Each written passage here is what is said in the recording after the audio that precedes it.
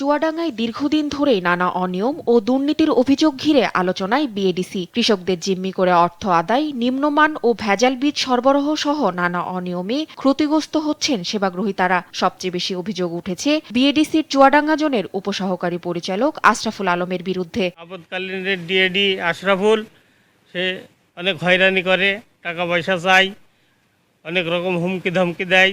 আমরা খুব বিপদের মধ্যে আছি। এই কথাবার্তা ভোলাও যাবে না, ভোলার লোকও নেই।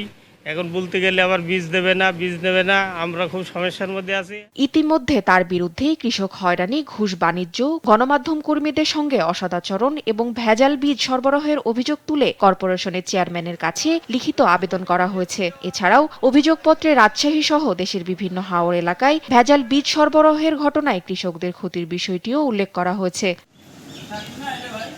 তবে এ বিষয়ে বক্তব্য নিতে গেলে অভিযুক্ত কর্মকর্তা আশরাফুল আলম ক্যামেরার সামনে কথা বলতে রাজি হননি। একইভাবে অফিসের দায়িত্বপ্রাপ্ত কর্মকর্তাও অভিযোগের বিষয়ে কোনো মন্তব্য করতে চাননি। অন্যদিকে অভিযোগপত্রের বিষয়ে জানতে কর্পোরেশনের চেয়ারম্যানের একান্ত সচিবের সঙ্গে মুঠোফোনে যোগাযোগের চেষ্টা করা হলেও তার কোনো সাড়া পাওয়া যায়নি। সুনির্দিষ্ট কোনো প্রমাণ আছে ওনার কাছে, আর আমি যে করেছি এর লিগ্যাল কোনো ডকুমেন্ট তো ওনার কাছে থাকতে হবে, দেখাতে হবে। এখন একটা মানুষকে যদি মানে অমন করা অভিযোগ দেয়, সেটা তো গ্রহণযোগ্যতা আসবে। আমি বিষয়টা জানি না, বাস এই আর আমি এটা বলতে চাচ্ছি না। অভিযোগের সত্যতা যাচাই ও প্রয়োজনীয় ব্যবস্থা নেওয়ার দাবি জানিয়েছেন কৃষকরা। তাসফিয়া ইসলাম, নিউজ ডেস্ক, দেশ টিভি।